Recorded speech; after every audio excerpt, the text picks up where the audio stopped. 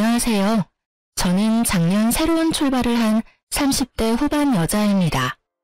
열차 애청자가 된 지도 꽤 오래되었네요. 늘 그렇듯 출퇴근 시 사연을 들으며 무료한 시간을 재미있게 보내고 있어요. 사연을 듣다 보니 작년에 제가 겪은 일도 들려드리고 싶어 사연을 보내봅니다.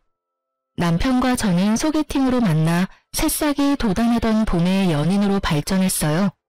반년 동안 뜨겁게 연애하던 저희는 동거하게 되었고 다시 돌아온 봄에 결혼을 하게 되었습니다. 남편과 저는 동거하던 집에서 신혼살림을 시작했어요. 모아둔 돈이 있긴 했지만 좀 더 모아서 가는 것이 여러모로 좋을 것 같았어요. 작은 원룸에서 시작한 신혼. 친구들은 저마다 한마디씩 했지만 저희는 행복했습니다. 여보, 어머님 우리랑 같이 살고 싶어하는 눈치시던데 어쩌면 좋아?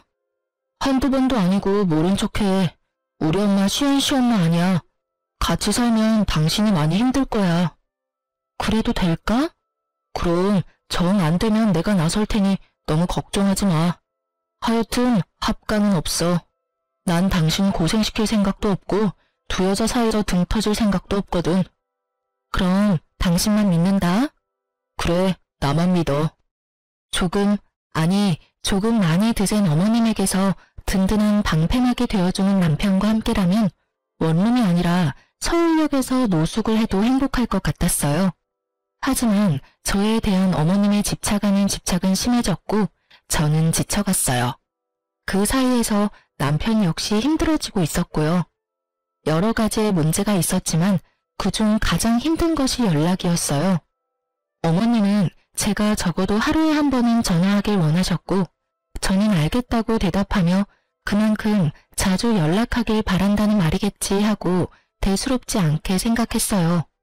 저의 직은 의류 판매직이었는데 신혼여행과 매장 공사가 겹쳐 신혼여행에서 돌아와서도 매장 정리가 덜 되어 일주일 정도 더 쉴 수가 있었어요. 그동안은 저도 집에서 쉬니 어머님께 전화를 자주 드릴 수 있었어요. 하지만 출근하게 되니 바빠졌어요. 거기에다 저는 매장 매니저였기에 할 일이 더 많았어요. 그래도 잊지 않고 연락드리려고 노력했어요.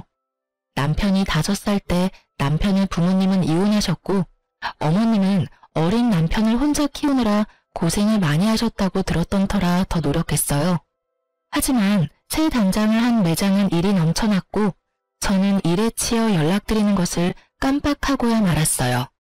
다음날 출근을 하는데 문득 어머님 생각이나 전화를 드렸더니 전화 연결이 되지 않더라고요. 전 이상했지만 출근길이었던 터라 금세 잊었어요. 그날 저녁 퇴근을 하고 돌아온 남편이 곤란하다는 듯 저에게 물어오더라고요. 여보, 혹시 어제 엄마한테 전화 못했어? 나 어제 진짜 바빴어. 당신도 알지? 요즘 우리 매장 일 진짜 많은 거. 그래서 깜빡했지 뭐야? 근데 당신 어떻게 알았어? 엄마한테 전화 왔더라고. 좀 토라진 것 같아. 남편의 말을 듣는데 왜 통화 연결음도 없이 전화가 연결되지 않았는지 알 것 같더라고요. 혹시 어머님 나 차단했어? 내가 전화 안 했다고? 남편은 멋쩍은 듯 고개를 끄덕였고 전 너무 황당하더라고요. 전화 한 번 안 했다고 며느리 전화를 차단하는 시어머님, 들어는 본 적 있으신가요? 하물며 제가 노는 사람도 아니고 교대 근무에다가 직원들 스케줄까지 관리하느라 그렇지 않아도 정신이 빠지게 바쁜데 전화 한 번 안 했다고 차단을 하뇨. 참나, 나 살면서 이런 경우도 처음이고 들어보지도 못해서 하는 말인데 내가 차단당할 만큼 잘못한 일이야? 당신 생각을 말해봐. 물론 아니지. 아니긴 한데 당신도 알다시피 어머니 성격이 좀 그렇잖아. 어머님 진짜 웃기신다. 당신 두고 왜 나한테 집착하셔? 전화가 그렇게 받고 싶으시면 당신한테 전화하라고 하면 되잖아. 당신한테 들은 말도 있고 해서 나도 어머님께 잘하고 싶어. 당신 말대로 혼자 고생하셨을 생각하니까 같은 여자로서 안쓰럽기도 하고 해서 말이야. 근데 이건 해도 해도 너무하잖아. 아니, 차라리 잘 됐네. 할 말도 없는데 매일같이 전화해야 되는 거 힘들었어, 나도. 어차피 차단당한 거 나도 앞으로는 연락 안 할 거라고. 너무 흥분하지 말고 당신이 조금만 마음 넓게 써주면 안 될까? 한평생 딸 가진 친구들 보면서 부러워만 하다가 당신같이 예쁘고 착한 며느리가 생기니까 딸 같아서 친하게 지내고 싶었나 봐. 통화도 자주 하고 수다도 떨고 말이야. 딸? 당신 말 한 번 잘했다. 나 우리 엄마한테도 일주일에 한 번 전화해. 우리 엄마라고 나랑 통화 안 하고 싶겠어? 자기랑 통화할 시간에 좀 더 쉬라고. 가끔 하는 전화도 안부만 묻고 빨리 끊는다고. 근데 어머님은 통화 한 번 시작하면 2, 30분은 기본이야. 일하는 며느리 일도 못하게 그렇게 전화통 붙잡고 있는 게 딸처럼 여겨서 하시는 행동이야? 당신 생각은 그래? 아니지. 미안해, 여보. 내가 이렇게 사과할 테니까 마음 좀 풀자, 응? 내가 앞으로 더 잘할게. 그러니까 마음 풀고 어머니한테 같이 가주기만 하면 안 될까? 그냥 같이 가주기만 하면 돼. 나머진 내가 알아서 할게. 뭐? 왜? 어머님이 무릎 꿇고 빌기라도 하래? 그게 아니라... 남편은 우물쭈물 말끝을 흐리더라고요. 전 그런 남편의 부탁을 무시했고 남편은 애걸복걸을 해댔습니다. 결국 전 백기를 들었어요. 알고 보니 결혼 후 제가 시어머님과 일에 치여 정신없는 동안 남편이 혼자 저희 부모님을 모시고 점심도 대접하고 용돈도 드리고 심지어 저도 깜빡한 부모님의 결혼기념일에 꽃바구니까지 보냈다고 하더라고요. 그 말을 엄마에게 전해 듣는데 그깟 사과 눈 꼭 감고 한번 하자 싶었어요. 그 흔한 공치사 한 번 없이 묵묵히 친정에 저보다 더 신경을 써준 남편인데 뭔들 못하겠냐 이런 생각이 컸어요. 거기에다 남편이 같이 가기만 하면 알아서 다 한다니 그 말을 믿어보기로 했죠.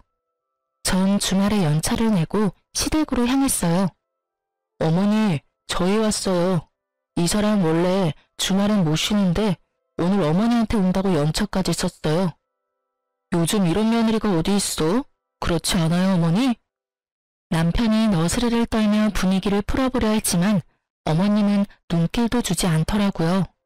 제 상식으로는 도저히 이해할 수 없었지만 이런 일로 이혼할 수도 없는 노릇이니 제가 먼저 입을 열었습니다. 어머님, 마음 푸세요. 매장도 넓힌 데다가 직원까지 더 많아져서 제가 정신이 없었어요. 남들이 들으면 하루 종일 일만 하는 줄 알겠다. 퇴근 안 하니? 퇴근하고 전화하면 되지. 그럴 정신도 없으면 일은 어떻게 하니?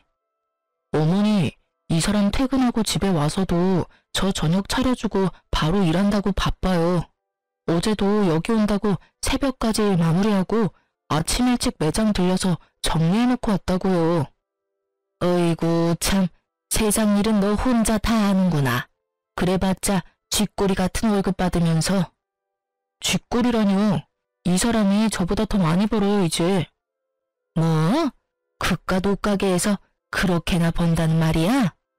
평소 알게 모르게 제 직업을 깔보던 어머님은 꽤 놀란 눈치였어요.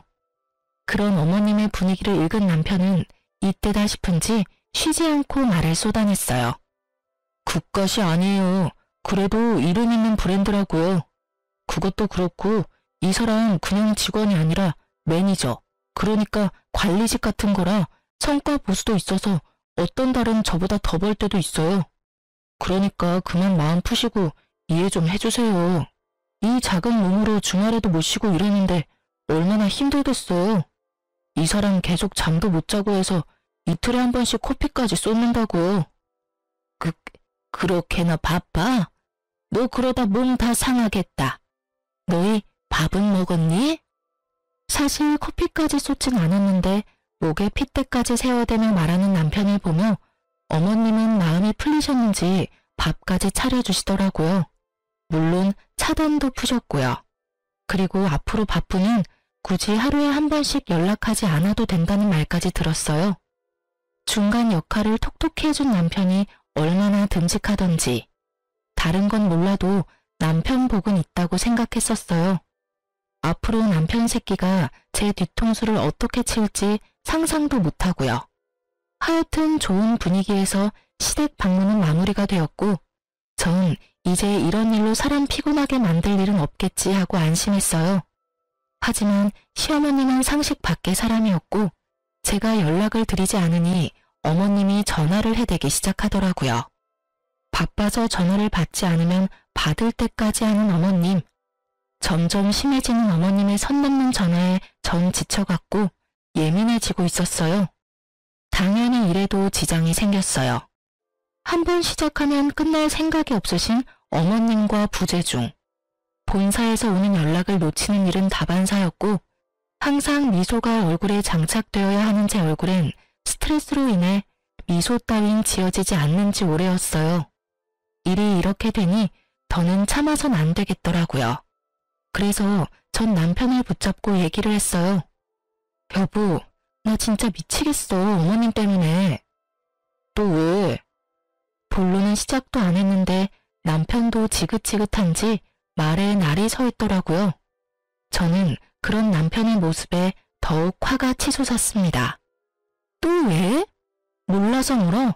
아, 당신은 모르겠다. 우리 부모님은 사회 불편할까봐 전화 한 통 하시는 일이 없으니까 말이야. 무슨 말이 하고 싶어서 이래? 내가 무슨 말을 하고 싶은지는 당신이 더 잘 알잖아. 어머님, 진짜 해도 너무 하시는 거 아니야? 출근해서 일하고 있는 시간인 거 뻔히 다 아시면서 통화 시작했다 하면 끊을 생각도 없이 쓸데없는 말만 하신다고. 쓸데없는 말이라니? 당신은 무슨 말을 그렇게 해? 그럼 옆집 개가 임신을 했는데 그 아빠가 누구인지, 옆집 아주머니는 무거운 짐을 들다가 허리가 삐끗했는데 수술해야 할지 그냥 한의원을 다녀야 할지 등등. 이게 쓸데있는 말이야 그럼? 적적하시니까 그러시겠지. 적적하면 당신한테 전화하라고 해. 그럼 되겠네. 알겠어. 알겠으니까 그만 좀 해. 하루 이틀도 아니고 나도 미치겠어. 그런 식으로 얼렁뚱땅 넘어갈 생각하지 말고 당신이 어떻게 좀 해. 이러다 진짜 나 미치는 꼴 보기 싫으면 말이야. 전화를 안 받으면 바쁜가 보다 하고 그만하셔야지. 받을 때까지 하시는 게 상식적으로 말이 돼? 일하는 거 다 아시면서. 그러면서 전화 안 받으니까 걱정되어서 그랬다고 하시는데 내 생각엔 그건 걱정이 아니라 거의 집착이라고. 아니면 나 골탕 먹이려고 그러시거나. 그만 좀 해. 적당히 하라고. 내가 내일 전화해서 며느리가 어머니 때문에 미치기 직전이니까 전화 좀 그만하라고 할 테니까 그만해. 뭐? 당신이 그렇게 말하면 내가 뭐가 돼? 그럼 나더러 도대체 어쩌라는 거야? 가만 있으면 가만 있다고 난리고 전화한다고 해도 이 난리고. 어쨌든 당신이 그렇게 원하는 대로 2번 다신 전화 못하게 할 테니까 그런 줄 알고 잔소리 좀 그만해. 여보, 야! 제 말은 이제 무시하기로 한 건지 남편은 제 말에 대답도 없이 그대로 화장실로 가 제가 잠들 때까지 나오지도 않더라고요. 아침에 일어나 출근 준비를 하는 남편을 보며 생각해보니 남편을 너무 잡았나 싶어 슬며시 말을 걸어보았지만 남편은 대답도 하지 않은 채 출근을 해버리더라고요. 그런 남편의 모습에 저 역시 마음이 확 상해버렸어요. 이후 꼭 필요한 말이 아니면 대화조차 하지 않았고 그런 날이 생각보다 길어졌어요. 좁은 원룸, 피할 곳도 없는데 말도 한마디 하지 않고 살려니 정말 답답해서 미쳐버릴 것 같더라고요. 하지만 절대 제가 숙이고 들어가고 싶지 않았어요. 일전엔 남편이 워낙 저자세로 나오며 저를 이해해주려 노력했기에 좋은 게 좋은 거라고 참고 넘어갔지만 이번엔 제가 먼저 화해의 손을 내밀었는데도 불구하고 저딴 식으로 나오니 저도 화가 많이 났었거든요. 시어머님의 연락도 없으니 꼭 해야 할 말도 없었고요. 답답한 것만 빼면 조용한 그 일상이 좋았어요. 하지만 그것도 오래 가진 않았죠. 모처럼 쉬는 날이었어요. 마침 먹을 것이 뚝 떨어진 터라 장도 보고 청소도 하며 시간을 보내고 있었어요. 그때 시어머님께 전화가 오더라고요. 네, 어머님. 그래, 잘 지내고 있니? 네, 잘 지내고 있어요. 오늘 쉬는 날이라서 반찬도 좀 하고 청소도 좀 했어요. 어머님은 잘 지내시죠? 혼자 사는 노인네가 똑같지 뭐. 다름이 아니라 나 집 내놨다. 집이요? 어머님 처음 장만하신 집이라고 한평생 사실 거라고 하셨잖아요. 무슨 일 있으세요? 그게 아니라 이 집 팔고 너희랑 같이 살려고. 어머님 말씀을 듣고 있는데 누가 뒤통수를 망치로 내려친 것처럼 멍하더라고요. 우리 집이 넓은 것도 아니고 원룸에 사는데 어떻게 같이 사시려는 건지. 아니, 집이 넓다 하더라도 한번 물어보시지도 않고 혼자 그런 결정을 내리는 건지 이해가 되지 않아 말이 나오지 않더라고요. 너무 당황하기도 했고요. 예, 내 말 듣고 있니? 아, 네. 듣고 있어요. 저희랑 같이 사신다고요? 그래, 시세보다 싸게 내놔서 아마 금방 팔릴 거다. 어머님, 저희 원룸 사는 거 잊으신 거 아니죠? 남편이랑 저랑 회사도 가깝고 돈 좀 더 모아서 대출 조금이라도 덜 내고 이사 가려고 아직 원룸 살고 있잖아요. 내가 치매라도 걸린 줄 아니? 뭐 그렇게 설명하고 있니? 너희 원룸 사는 거 나도 다 안다. 그런데 어떻게 같이 살아요? 저희 둘 살기도 좁은데요. 내가 그래서 집을 내놓은 거야. 집 한 돈에 너희 모아둔 돈 꽤 되지? 그거 합치면 지금 내가 사는 집보다 큰 집 살 수 있을 게야. 그럼 대출할 필요도 없고 집도 넓어지고 혼자 있는 내 걱정도 할 필요 없으니 여러모로 얼마나 좋니? 그럼 그런 줄 알고 너희도 이사할 준비나 하려무나. 볼일을 마치신 어머님은 제 대답은 필요도 없다는 듯 전화를 끊어버리셨어요. 길지도 않은 통화에 너무 충격적인 내용이 많아서 전 멍하니 휴대전화를 보며 서 있었어요. 하나둘 머릿속 정리가 끝나고 합가해야 한다는 결론에 도달했을 때 전 남편에게 전화를 걸어 할 말이 있으니 빨리 들어오라는 말을 하고 전화를 끊었어요. 그나마 다행스러운 건 남편도 어머님을 모시고 사는 건 반대했었다는 것이었어요. 그날 저녁 남편은 퇴근을 하고 돌아왔고 여전히 남편의 얼굴은 어두웠어요. 무슨 일인데? 표정만큼 말투도 어두웠지만 전 더는 큰 싸움으로 키우고 싶지 않아 오르는 화를 꾹 누르고 최대한 상냥하게 말하려고 했었습니다. 어머님 오늘 전화하셨는데 집 내놓으셨대. 우리랑 같이 사시려고 그러셨다는데 당신 생각은 어때? 당신도 반대하지? 예전에 같이 안 살 거라고 나한테 모르는 척하라고 그랬었잖아. 그렇지? 그래? 나한텐 별말 없으시던데. 아, 어머니랑 아버지 다시 합치신다고 하시던데 그래서 그러시나 보다. 아버님이랑 어머님이 다시 합치신다니? 그게 무슨 말이야? 당신만 가끔 아버님 만나는 거 아니었어? 어머님도 만나고 계셨던 거야? 아니, 최근에 만나셨나 봐.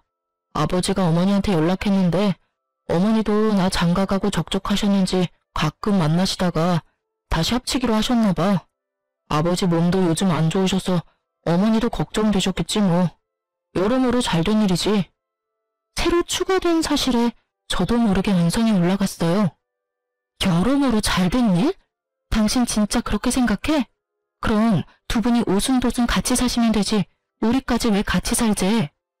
그거야 나랑 아버지는 함께 살지 못했으니까 이제라도 같이 살고 싶으신가 보지. 며느리도 생겼으니 더 함께하고 싶으시겠지. 아닌가? 어쩌면 어머니 뜻일 수도 있겠다. 예전부터 우리 어머니 당신이랑 살고 싶어 했잖아. 아버지도 아프시니까 뭐 어머니 뜻이겠다. 그렇지? 그렇지? 지금 나한테 묻는 거야? 내가 어떻게 알겠어. 그리고 아버님 아프신데 내가 왜 같이 살아야 하는 거야? 나한테 지금 이 상황에 아버님 병수발까지 들어라 이 뜻이야? 병수발? 넌 무슨 말을 그렇게 해. 우리 아버지가 먼저 누우신 것도 아니고 병수발이라니. 말이 좀 심한 거 아니야? 심하기는 웃기고 있네 진짜. 지금 돌아가는 상황이 그렇잖아. 내가 바본 줄 알아? 갑자기 등장한 아버님은 아프시고 갑자기 집을 파신다는 어머님은 한마디 묻지도 따지지도 않고 같이 살자 통보하고 끊으시고. 이런 상황에서 내가 어떤 생각을 할 수 있는데? 당신이 입장 바꿔서 생각해봐. 다른 생각이 드는지 말이야. 꼭 그렇게 따지고 들어야겠어? 당신 말대로 그렇다고 치자. 그러면 좀 모시고 살아주면 되잖아. 부모님이 한평생 사는 것도 아니고 기껏해야 몇 년 모시고 다시 분가하면 되지. 그것도 못해줘? 나랑 아버지 30년 가까이 떨어져 살다가 이제 다시 같이 살게 됐어. 그럼 나랑 아버지가 넌 불쌍하지도 않아? 심지어 아프시다잖아. 이런 상황에 넌 안쓰러운 마음보다 병수발 들 걱정이 앞서는 거야? 너 이런 사람이었어? 왜 이렇게 이기적이야? 당신 무슨 말을 그렇게 해? 지금 이기적인 사람이 누군데? 애초에 어머님 모시지 말자고 했던 사람은 당신이었어. 잊었어? 그리고 지금 당신이 나한테 큰 소리 내면서 화낼 상황이야? 미안하다고 살살 달래줘도 모자랄 판국에 왜 당신이 나보다 더 화를 내는 거야? 당신이 사사건건 시비 걸고 넘어지는 건 생각 안 해? 시비? 이게 지금 시비라고 생각해? 아니면 뭔데 이게? 하여튼 난 부모님 모시고 살 거니까 그게 싫으면 우리 이혼해. 뭐? 우리 부모님 모시고 살 거 아니면 이혼하자고. 그런 줄 알고 잘 생각해. 난 오늘 어머니 댁 가서 잘 테니까 그런 줄 알고. 남편은 통보하고선 집을 나가버렸습니다. 아무리 요즘 둘 사이에 분위기가 좋지 않았다 하더라도 너무 변해버린 남편을 보니 충격이 크더라고요. 그리고 이런 일로 이혼이란 단어가 나올 거라고 생각도 안 해봤던 터라 충격이 더 컸어요. 생각지 못한 남편의 초강수에 고민이 되더라고요. 전 그때까지 남편을 사랑했고 이런 일로 헤어지고 싶지 않았으니까요. 하지만 일방적인 통보뿐인 합가도 하고 싶지 않았어요. 이기적이라 손가락질 받아도 싫은 건 싫었어요. 딱히 제가 이기적이라 생각되지도 않았고요. 고민으로 밤을 지새웠고 남편은 진짜 들어오지 않더군요. 전 같이 일하는 직원에게 양해를 구하고 시댁으로 향했어요. 어머님과 대화를 나눌 필요가 있다고 생각했거든요. 시댁이 골목 안에 있었던 터라 택시에서 내려 좀 걸어야 했어요. 머릿속으로 어머님과 나눌 대화를 정리하며 걷고 있는데 멀리 익숙한 사람이 보이더라고요. 설마 하는 마음으로 가까이 다가갔고 익숙해 보이던 사람은 남편이었어요. 전 황급히 차 뒤로 몸을 숨겼어요. 남편 혼자가 아니었거든요. 처음 보는 여자와 다정히 손을 잡고 시댁에서 나와 행복한 미소를 지으며 제가 숨은 차 옆으로 지나치는데 제 두 눈으로 보고도 믿고 싶지 않았어요. 저는 어느새 두 사람을 쫓고 있었고 두 사람은 다행히 멀지 않은 곳에 있는 카페로 들어가더라고요. 전 때마침 카페로 들어가는 무리에 몸을 숨겨 두 사람 모르게 가까운 곳에 자리를 잡고 앉을 수 있었어요. 그리고 들려오는 두 사람 대화는 충격, 경악 그 자체였어요. 자기야, 그럼 우리 결혼하면 어머님이랑 아버님이랑 모시고 살아야 해? 자기가 힘들더라도 한동안은 그래야 할 것 같아. 너무 걱정하지 마. 내가 자기 힘들지 않게 많이 돕고 중간 역할도 잘할게. 그리고 우리 엄마 남의 자식 귀한 줄 아는 사람이야. 잘 대해주실 거야. 아버지도 물론 잘해주실 거고. 자기도 방금 봤으니까 알 거 아니야. 저랑 아직 이혼하기로 한 것도 아닌데 벌써 시댁에 인사를 드리고 온 듯 결혼 얘기가 한창이더라고요. 당장이라도 달려가서 두 연놈을 박살을 내고 싶었지만 꾹 참고 두 사람 대화를 더 들어봤어요. 하긴 두 분 다 좋으시더라. 다정하게 잘 대해주시고. 그럼 한 1년만 모시고 나오자. 알겠지? 그럼. 괜히 너랑 헤어지고 이상한 여자랑 결혼해서는. 너랑 헤어지고 내가 얼마나 힘들었으면 그런 여자를 만났겠냐? 그러니까 내가 다시 만나자 했을 때 만났어야지. 괜히 다른 여자 만나보겠다고 소개팅이나 하고 다니고. 내가 그 꼴 보기 싫어서 회사도 옮겼던 거야. 그런데 왜 다시 돌아왔대? 과장님이 다시 돌아오라고 계속 연락이 오기도 했고 자기가 나 말고 다른 여자랑 얼마나 잘 먹고 잘 살고 있나 궁금하기도 해서 돌아왔지. 나도 멋진 남자 만나서 잘 사는 모습 보여주려고 했는데. 그러는 여자가 회식 때 그렇게 노골적으로 모텔 가자고 꼬셨어? 그래서 싫었어?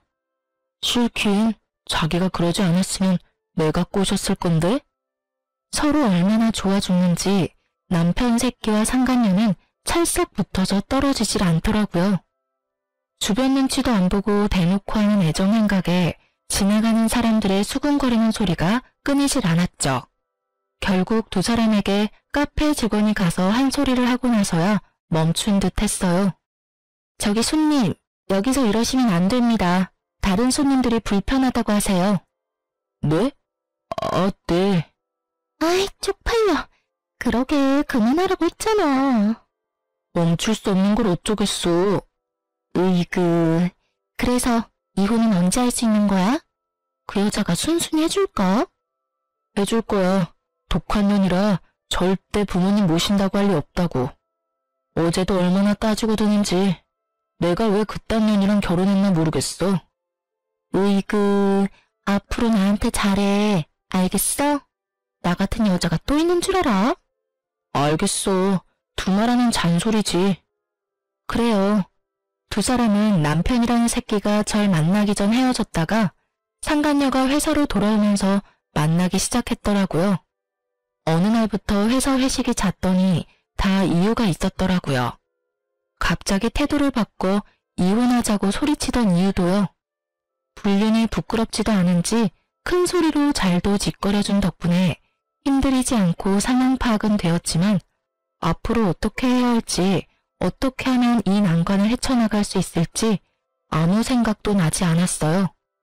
이 채널에 올라온 다른 사람들의 사연을 들으며 다들 왜 저렇게 사냐고, 나 같으면 저렇게 안 산다고 했던 과거 저의 모습이 떠오르며 반성하게 되더라고요. 그러면서도 전 애청자답게 그간 들어왔던 통쾌했던 복수를 떠올리며 저의 복수를 계획했어요. 이래봬도 제가 열차 애청자인데 그냥 순순히 이혼해줄 수는 없었으니까요. 그날 밤 집으로 돌아온 남편 새끼에게 말했어요. 이혼하자. 정말? 나랑 이혼할 수 있겠어? 그깟 이혼하면 되지. 뭐 큰일이라고. 그리고 당신이 이혼하자고 해놓고 왜 그렇게 놀라? 왜? 하기 싫어? 아니, 난 당신이 이렇게 쉽게 이혼한다고 할 줄 몰랐지. 누가 그래? 쉬웠다고. 나도 쉽지 않았어. 하지만 어쩌겠어? 난 합가할 생각이 없고 당신은 죽어도 합가를 하겠다는데. 남들이 들으면 그깟 문제로 무슨 이혼까지 한다고 할 수도 있지만 우리한텐 그깟 문제가 아니니까 어쩔 수 없지. 그래. 그러면 법원은 언제 가지? 서류 여기. 내가 다 적어뒀으니까 당신은 도장만 찍으면 돼. 오늘은 여기서 자고 내일 일찍 법원 가자. 당신이 침대에서 자.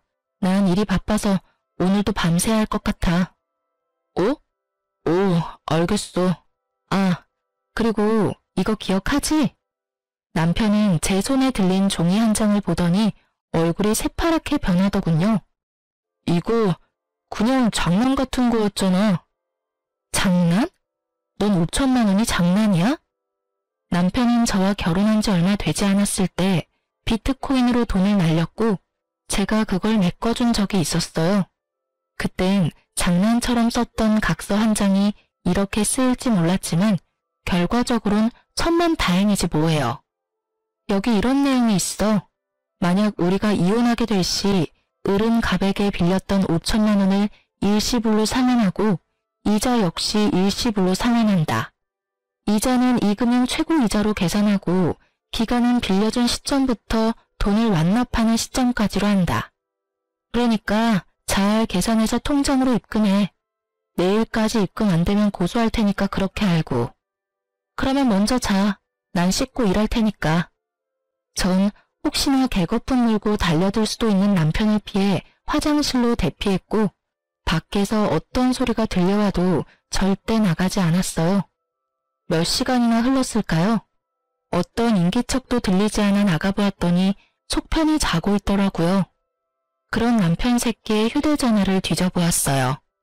그 멍청한 놈은 그 흔한 패턴도 해놓지 않았고 상간녀와 나눈 대화도 지우지 않았더라고요. 심지어 사진까지 있었어요. 그 멍청함이 얼마나 고맙던지. 전 외도 증거들을 손쉽게 손에 넣었고 다음날 아침 이혼할 생각에 들뜬 남편에게 또 한 방 먹일 수 있었어요. 이제 갈까? 근데 당신 대출은 얼마까지 돼? 내 대출은 갑자기 왜? 당신이 나한테 위자료 줘야 할 텐데 빌린 돈도 있고 하니까 아무래도 대출 한도에 간당간당할 것 같아서 그러지. 내가 당신한테 위자료는 왜 줘? 당신 바람 피운 거 나 다 알고 있어. 증거도 다 있으니까 발뺌할 생각 같은 거 하지 말고. 난 택시 타고 법원 갈 테니까 당신은 차 끌고 오든가 알아서 해. 오면서 대출도 좀 알아보고. 그럼 이따가 봐. 야, 잠시만. 내가 그럴 돈이 어딨어. 그래도 양심은 있네. 바람 피운 건 부정 안 하는 거 보니까. 아, 맞다. 그리고 나 상간녀 소송도 할 거니까 그년한테도 좀 전해줘. 돈 준비하라고. 알겠지? 그럼 나 먼저 간다.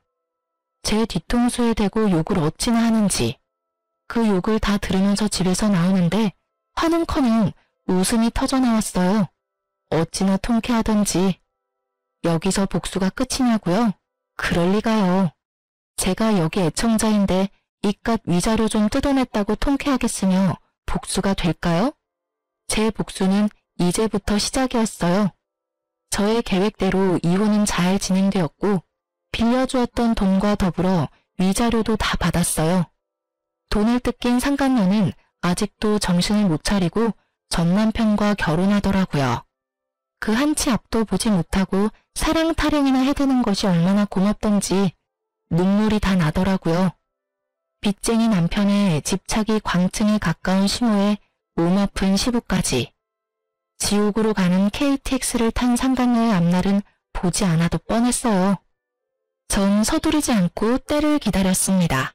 그리고 생각보다 빨리 그때가 왔어요. 두 사람이 결혼식을 하고 한 달이나 지났을까요? 전 남편한테 전화가 왔더라고요. 아직도 그날의 그 기쁨이 잊히지 않아요. 전 전화를 받았고 전 남편과 만나기로 했어요. 제가 상간녀의 존재를 처음 알았던 그 카페에서요. 오랜만이야. 많이 수척해진 전 남편은 저를 보며 드라마 남자 주인공 눈가를 하며 안부를 물어왔어요. 우리가 안부나 주고받을 사이는 아니잖아. 무슨 일이야? 본론만 말해. 그냥 요즘 힘들어서 당신 생각이 났어. 많이 보고 싶었어. 왜? 재혼 생활이 생각처럼 즐겁지 않은가 봐. 아, 힘들어 죽겠어. 어머니는 어머니대로 집사람한테 전화해야 되고 아버지는 반찬 타령, 청소 트집에 하다못해 빨래 개는 것까지 트집을 잡으시니까 집사람은 집사람대로 힘들고 나는 집사람 비위 맞춘다고 힘들고 어머니는 어떻게 해보겠는데 아버지는 편찮으시니까 엄청 예민하셔서 뭐라고 말도 못 꺼내겠어. 하루하루 미쳐버리겠어 아주. 하소연이나 하려고 나 불렀니? 나 바쁜 거 몰라? 꼭 그렇다기보단 아까 말했듯이 보고 싶어서. 그래서 하는 말인데 우리 다시 시작하면 안 될까? 나 정말 후회 많이 하고 있어. 내가 미쳤었나 봐. 어쩌다 그 여우 같은 거한테 홀려서 당신만한 여자가 또 어디 있다고. 내가 진짜 앞으로 잘할 테니까 한 번만 나 용서해주면 안 될까? 그러니까 당신 말은 그 여자랑 이혼하고 다시 나랑 결혼을 하겠다고? 나한테 바람 피운 남편도 모자라 시어머님의 시아버님까지 모시고 살아라 이거야? 아니지. 당신만 돌아온다고 하면 내가 이혼하고 분가도 하지. 당신이 부모님하고 연 끊으라고 하면 연도 끊을 수 있어. 뭐든 다 할 수 있다고. 너 진짜 상당한 쓰레기구나. 뭐? 내가 너 바람 피운 거 바로 여기 이 자리에서 알았어. 그때 네가 한 말 아직도 기억해놔. 나 같은 여자 만난 거 후회한다고, 미쳤었다고. 앞으로 정말 잘할 거라고 그렇게 얘기했었지. 이 말 어디서 많이 들은 말 같지 않아? 어? 그게 말이지. 방금 네가 나한테 한 말이랑 똑같아도 어쩜 그렇게 똑같니? 조그만 양심이라도 있다면 대사라도 바꾸지 그랬어? 하긴 양심이란 게 있는 사람이면 지금 내 앞에서 그딴 개소리나 짓거리는 일은 없었겠지. 아니, 애초에 바람 같은 걸 피지도 않았겠지. 뭐? 개소리? 너 말 다 했냐? 난 말 다 했는데 넌 덜 했냐? 설사 그렇다고 한들 난 더 듣고 싶지 않으니까 먼저 일어나 볼게. 그리고 이런 일로 다시는 연락하지 마. 나 너 목소리 듣는 것도 역겨워. 알겠어? 전 분노로 곧 죽을 듯한 전 남편을 뒤로 한 채 카페를 나왔어요. 야, 네 전 남편 곧 죽겠던데 몰골이 저승사자랑 하이파이브하고도 남을 것 같았어. 자기 무덤 자기가 팠지 뭐. 사진은? 잘 찍었어? 당연하지. 너한테 보냈어. 확인해봐. 친구가 보내온 사진은 제법 다정하게 마주 앉은 전 남편과 제가 있더라고요. 네, 그렇습니다. 전 이 사진을 위해 오늘 전 남편을 만나러 나왔습니다. 친구에게 받은 사진을 전 상간녀에게 보내버렸고 사이가 심하게 나빠졌는지 전 남편이 제가 전화를 받지 않으니 정성스럽게 음성을 남겼더라고요. 야, 이 미친년아, 그딴 사진을 보내? 너 제정신이야? 니년 때문에 내가 얼마나 들들 볶인 줄이나 알아? 몇 날 며칠을 싸우고 있다고. 한 번만 더 이딴 짓 했다간 가만 안 둘 테니까 그런 줄 알아? 더럽기가 걸레보다도 더한 전 남편의 입담을 들으며 전 그저 웃었어요. 아직 복수가 끝나지도 않았는데 이렇게 화를 내주니 앞으로는 얼마나 더 골머리가 아프고 분노가 치솟을까 싶어서요. 전 주저없이 남편의 욕설에 대한 보답을 실행하기로 했어요. 전 남편의 회사로 두 사람의 외도로 인해 저와 이혼하게 되었다는 사실을 보내버렸거든요. 바람 피운 두 연놈이 멀쩡하게 회사 다니는 꼴을 어떻게 보고만 있겠어요? 거기에다 전 남편의 회사인 말 많기로 유명한 전시모의 친구까지 근무하셨기에 꽉 먹고 알 먹고였어요. 그 친구분은 저의 예상보다 더 빠르게 친구 사이에 소문을 쫙 내주셨고 전시모는 그렇게 자랑이 되던 아들 덕분에 친구들 사이에 얼굴도 들고 다닐 수 없는 지경에 이르렀죠. 모든 복수가 끝나 상쾌했고 통쾌한 하루하루를 보내던 어느 날 짐덩어리들을 떠안은 것도 모자라 남편의 바람까지 의심되는 상황에서 회사마저 잘려버린 상간녀가 눈이 돈 채로 매장으로 찾아왔더라고요. 심상치 않은 상간녀의 모습에 저는 상간녀를 질질 끌어 매장에서 벗어났어요. 나? 이거 나! 여기 놨다. 어쩔 건데? 왜 찾아와서 이 난리야? 너 미쳤어? 회사까지 그런 걸 보내면 어쩌자는 거야? 원하는 대로 위자료 다 줬으면 됐잖아. 누가 그래? 내가 원하는 게 위자료가 끝이라고. 한 회사에서 유부남이랑 놀아날 때는 이 정도는 각오하고 만난 거 아니었어? 머리가 나쁜 거야? 생각이 없는 거야? 뭐? 이거 진짜 미친년이네? 야, 미친년은 너지. 유부남한테 미쳐가지고 남의 가정은 다 망쳐놓은 주제에 사과 한마디 없더니 뻔뻔하게 여기가 어디라고 찾아와서 이 난리야? 왜? 막상 가져보니 상상과는 달라도 너무 달랐나 봐. 네가 한 짓이 있는데 결혼만 하면 행복할 줄 알았니? 생각이 없어. 하긴 생각이 없으니까 그딴 짓을 하고 행복하길 바랬겠지. 뭐 말 다 했어? 얼굴이 터질 듯이 붉어진 상간녀는 급기야 제 뺨을 때리더니 머리채를 잡고 휘두르기 시작했어요. 저 역시 가만히 있을 수는 없었어요. 단연간 의류박스를 옮기며 차곡차곡 정립했던 팔뚝 힘을 쓸 때가 왔고 전 아낌없이 그 힘을 사용했어요. 한 손으론 상간녀의 머리채를 한 움큼 잡아 흔들었고 한 손으론 주먹을 꽉 쥐고 마구 휘둘렀어요. 발도 쉬게 할 순 없어서 발길질도 좀 했네요. 얼마나 신나게 때렸는지 정신을 차려보니 상간녀가 벌벌 떨더라고요. 저도 얼굴 여기저기 긁히긴 했지만 저의 압도적인 승리인 건 확실했어요. 너 내가 가만 안 둘 거야. 경찰에 신고할 거라고. 때리기도 네가 먼저, 머리채도 네가 먼저 잡은 거 잊었니? 멍청하다 하니까 진짜 멍청한 말만 골라서 한다. 멍청한 년. 그리고 나 위자료 덕분에 돈 많아서 신고한다고 협박해대도 겁도 안 낸다 야. 아 맞다. 나 네 남편 새끼한테도 돈 많이 받았지? 알려나 모르겠는데 나한테 빌린 돈이랑 위자료 준다고 그 새끼 대출 꽤 받았을 텐데 회사까지 잘려서 어쩐데? 그래도 뭐 두 사람 아직 젊으니까 어떻게 해서든 헤쳐나가면 되겠지. 안 그래? 뭐? 대출? 그 인간 대출까지 있단 말이야? 어머, 몰랐니? 아마 한도 끝까지 받아서 나 줬을 텐데. 완전히 속았어. 이게 다 너 때문이야. 다 너 때문이라고. 내가 가만히 있을 줄 알아? 네가 나한테 보낸 사진, 그거 네가 다니는 매장 본사에 다 보내버릴 거야. 나도 너 매장 시켜버릴 거야. 그리고 나도 상간녀 소송할 테니까 너 각오해. 알겠어? 상간녀 같은 소리 한다. 겨우 그 정도로 상간녀 소송을 할 수 있을 것 같아? 내가 네 남편이랑 안고 있니? 아니면 하다못해 손이라도 잡고 있니? 그냥 마주 앉아있는 걸로 상간녀 소송? 마음대로 해봐. 난 네 남편이랑 아무 사이도 아니라는 증거가 차고도 넘치니까 명예훼손으로 고소당하고 싶으면 마음대로 해보라고. 그리고 앞으로 2번 다시 찾아오지 마. 또 찾아와서 이딴 짓 하면 네가 좋아하는 그 신고 내가 해줄 테니까. 알겠어? 그리고 네 팔자 네가 꼬아놓곤 누구 탓을 하고 난리래? 앞으로는 똑바로 살아. 남의 탓 좀 그만하고. 절규에 가까운 상간녀의 고함을 마지막으로 진짜 제 복수는 끝이 났어요. 그렇지 않아도 한 대 쥐어 패고 싶었는데 어찌 알고 찾아온 것인지 상간녀는 처음부터 끝까지 저에게 참 고마운 사람이었어요. 덕분에 그 지옥 같은 집구석으로 기어들어가지 않고 벗어날 수도 있었고 전 남편도 손쉽게 떼어낼 수 있었으니까요.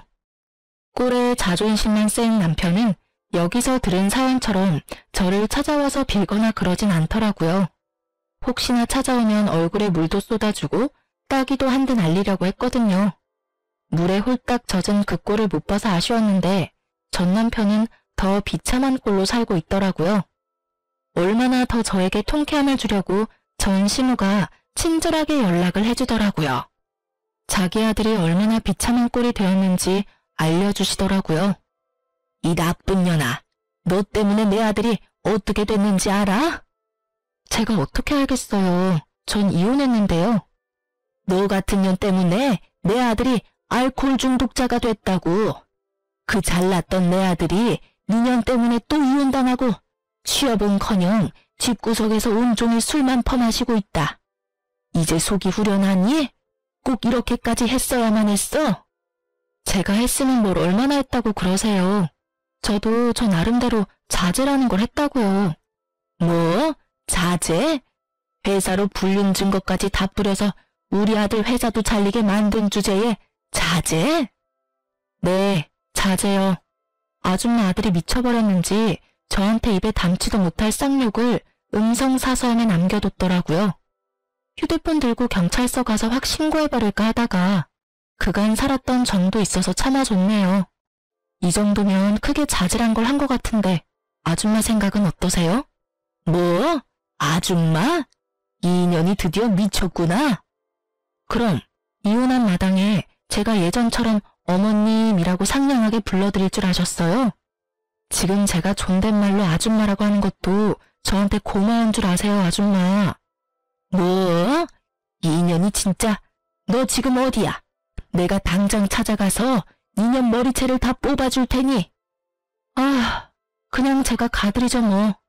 머리채 다 뽑히러 가는 대신 바로 경찰에 신고할 테니 그런 줄 아시고 뽑으세요. 그리고 합의는 없다는 것도 잘 기억하시고요. 어때요? 이래도 제가 보고 싶으세요? 이 천하의 못된 년 같으니라고. 그리고 아까부터 자꾸 년년 그러시는데 욕설도 신고할 수 있는 거 아시죠? 그래서 하는 말인데 이것도 다 녹음 중이에요, 아줌마. 아들이랑 한 묶음에 엮여서 경찰 신고하기 전에 욕은 그만하고 전화 끊으세요. 남은 여생 아주 편안하게 감방에서 사시기 싫으시면 2번 다시 전화도 하지 마시고요. 아시겠어요? 협박에 겁이 나긴 했는지 그 뒤론 연락이 오는 일은 없었습니다. 우연히 전 남편 회사 동료에게 들었는데 전 남편은 전 10월 말처럼 취업은커녕 집구석에서 술만 퍼마시는 알코올 중독자가 되었고 그런 아들을 지켜보다 건강이 더 나빠져 이젠 거동조차 못하게 된 전 시부는 누워 지낸다고 해요. 그런 두 사람의 수발을 드느라 전 시부는 죽지 못해 사는 삶을 살고 있다고 하고요. 그리고 이혼을 한 상간녀는 취업이 안 돼 이런저런 알바를 전전하다 최근에 바에서 일하는 걸 봤다고 하네요. 남자 없이 못 살 것 같더니 딱 맞는 직장 얻어갔다고 했네요. 저의 이혼과 복수는 나름 통쾌하게 끝이 났어요. 그 덕분인지 전 하는 일마다 술술 풀리더라고요. 미소가 생명인 서비스직에 아주 큰 도움이 된 이혼이었어요. 저의 얼굴엔 미소가 떠나지 않았고 매장 매출도 어마어마했어요. 스트레스 받거나 신경 쓸 일이 없어 일에 매진했더니 제 앞날이 밝아지더라고요. 이제 곧 본사로 출근까지 하게 되었어요. 제가 계속 욕심냈던 서비스 교육팀장으로 승진 발령이 났거든요. 아, 그리고 저 드디어 제 집이 생긴답니다. 사실 남편과 사이가 좋지 않아 대화도 없을 무렵 그냥 넣어본 청약에 덜컥 당첨되어 버렸거든요. 당시엔 돈도 없고 남편과 사이도 좋지 않아 어떻게 해야 할지 고민이 많았었는데 지금 와서 생각해보면 여러모로 남편과의 이혼이 저에겐 행운이었어요. 위자료 덕분에 대출 조금만 끼면 잔금도 걱정 없으니까요. 일도 다 잘 풀리고 본사 출근 전까지 여유가 생긴 전 부모님과 가까운 해외여행이라도 가보려고 합니다. 그 좁은 원룸에서 한 푼이라도 아껴보겠다고 그간 고생이 많았던 저를 위해 그리고 갑작스러운 저의 이혼으로 충격이 크셨던 부모님을 위해 그간 아껴왔던 돈 좀 쓰려고요. 이혼했던 당시 아빠가 했던 말이 아직 생각나네요. 나한테 네가 어떤 딸인데 감히? 너도 그래. 진작이 아빠한테 말했어야지. 아빠한테 말해 뭐해. 속만 더 상하지. 그땐 많이 속상하고 힘들었는데 이제 괜찮아요. 충분히 다 되돌려줬어. 네가 그렇게 생각한다면 됐어. 우리 공주 이제 새롭게 출발할 일만 남았네. 그러면 다 훌훌 털어내고 앞만 보며 나아가. 그깟 것들 욕하면서 이렇게 할 걸 저렇게 할 걸 후회하며 시간 낭비하지 말고 지나간 일은 보내주고 앞으론 공주 생각만 하면서 즐겁게 즐기면서 살아. 그렇게 살아도 짧은 것이 인생이야. 알겠지? 아빠. 그래, 우리 공주는 꼭 행복할 거야. 꼭 그럴 거야. 아빠의 말씀에 마법이라도 걸려 있었던 것인지 전 요즘 행복해요. 혼자라는 자유가 이렇게 즐겁고 행복한데 그땐 왜 고민했나 몰라요. 요즘 같아선 이혼을 잠시라도 고민했던 과거 저에게로가 무슨 고민을 그렇게 하냐고 하며 뒤통수를 한 대 쥐어받고 싶은 만큼 제 삶에 만족합니다. 이제 새로운 직장과 새로운 집에서 제대로 새 출발해보려고 합니다. 이 사연을 보내는 것을 마지막으로 힘들었던 과거는 잊으려고요. 긴 제 사연 들어주신 모든 분 감사합니다. 새해 복 많이 받으세요.